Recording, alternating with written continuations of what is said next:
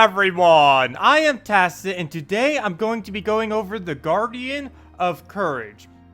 This Guardian you unlock from seals that you get from the new currency that was introduced in 2.1. You just claim it from doing specific tasks throughout the week, such as logging in, winning PvP battles, and other such. Just claim them, and they are used to buy guild chests, which have a 50% chance each to drop guild guardians. Right, you can see here we got 3 that were donated from the guild, and you can see we just got a courage and humility. Plus, if we just do the rest of them right here, of course we have to, there's no 10 option. Let's see if we click the 10, what actually do them all? There's sacrifice. Nope. Go to shop. No, and it doesn't even bring us to the right shop. But yeah, as you saw, we just got courage, and you can just use them. Got a second sacrifice from that, and you can just use them up, and you'll get about 50% guardians and 50% whatever your guild chest is currently upgraded to. We are currently maxed out on ours, so we get ultra rares at the lowest, and we can get as high as mythic drops, which is pretty nice. So anyways, let's actually go into some teams. Before we do though, I do have a redeem code for today. DRAZCPQATS for the first 200 people to claim it.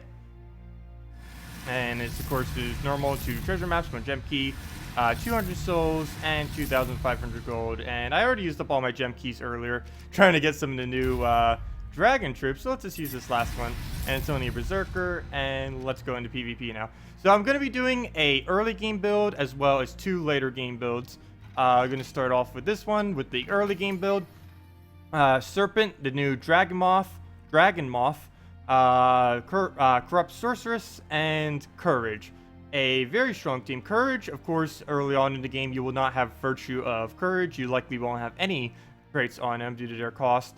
But even ignoring that, you still basically play him the same way in any situation. You'd almost always use this spell on skulls so that you can utilize the damage buff that he gives to your other troops. And of course, if you had the legendary ability, that would even give you more stats. But without the legendary ability, it still works out pretty nice. And all of these create reds, or do something with reds. Serpent creates reds. Dragon Moth explodes all the reds, plus a little bit of damage. Corrupt Sorceress creates a bunch of reds, plus it can summon an Anointed One or Remnant. And if it ends up summoning an Anointed One, you just replace out the Serpent if it happened to die.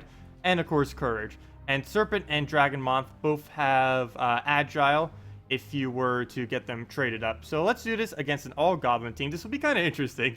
The all-goblin team could actually beat this team if it gets lucky enough, just because we don't have a freeze to lock them down with.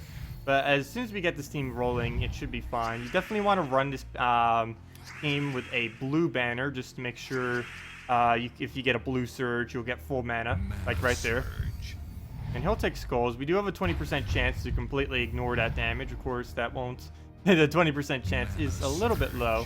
It's mostly used for Agile is mainly used against skull spam teams to make sure they don't like completely destroy you. Because one Agile, unlike Stone Skin or anything else, if Agile triggers, it dodges all attack damage of that instance. So if they did like 5 skulls to you all at once, if Agile triggers, it actually dodges all 5 of them instead of just one instance. So let's see if we can get a Serpent cast right here. Or let's count reds real quick. We can explode pretty much the whole board if there are 13 or more reds. 1, 2, 3, 4, 5, 6, 7, 8, 9. Yeah, there's definitely more. And we'll use that on the Goblin. And we got pretty much everything up other than our Courage from that. And I kind of want to wait on using the Sorceress if we can, mostly because all she does is create reds otherwise. It's basically a weaker version of a Serpent cast, actually. There's nothing for her to summon in. So we'll just use that. And now we can finally start using Courage, which will be able to get a lot of damage off. It's actually our main damage source on this team, because it'll be creating the skulls we need to do our damage. And we do miss, but we do have all the Agiles up front, which will hopefully dodge some. If not, we'll still have the damage buff, and when skulls come around, we'll just be able to use them. And there we go. Very nice right there. And not that much going on the board, so let's just keep filling it up with reds. No need to use her until something actually dies, unless we like really need reds. And of course, it's going to be getting extra turns everywhere. The Serpent looks as if it doesn't have any damage, even though it did. That's because it got the HP up from its cast. So let's just make a bunch of skulls again. Doesn't even matter if they miss, just because we'll be able to use the attack buff. And it's buffing up every single thing above him. And even the summon that Sorceress does, even if it had the chance to, it'd be just buffing that right up as well. So even your new summons will get strong. So I believe there's 13 or more. Let's just explode the entire board. And we got a very lucky skull right there. I'll take another one. Maybe we'll get a blue right there. Nope. And just keep casting Courage pretty much until it's done. We're probably not even going to use Corrupt Sorceress in this entire match. But of course, it's good to have just so you have that summon. The Courage in almost every single instance, regardless of the team you're using, would be good to use it on skulls. There would be some instances in which you might want to use it on a different color. Like if his Goblin Shaman got a cast off, we might want to use it on green just so we can use the board full of green, just to get all of our things using green, get their mana up and stuff like that. But unless the board is like really populated with something else, you'd probably always want to aim the Courage at skulls. And a complete miss again, but it doesn't matter too much. We also end up dodging one of them earlier. And this is almost one shot. Yeah, 82 damage right there.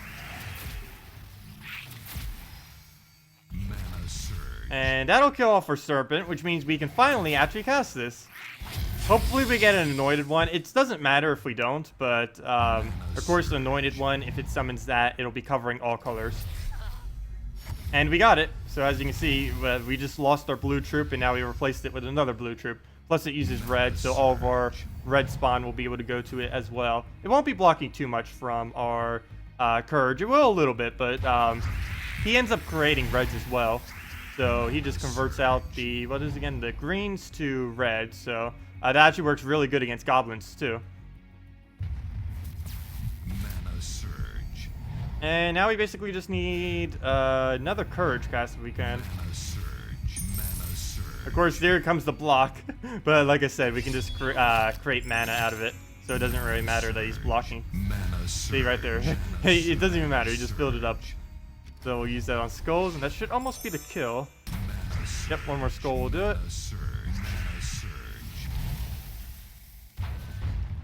Go drop one. Nope. And hopefully this will hit. Yep, there we go. Okay. And that's a early game build that you can use with the Courage if you're interested. It's fairly easy to make. It's only an ultra rare, and a common in the first slot. You do kind of need a...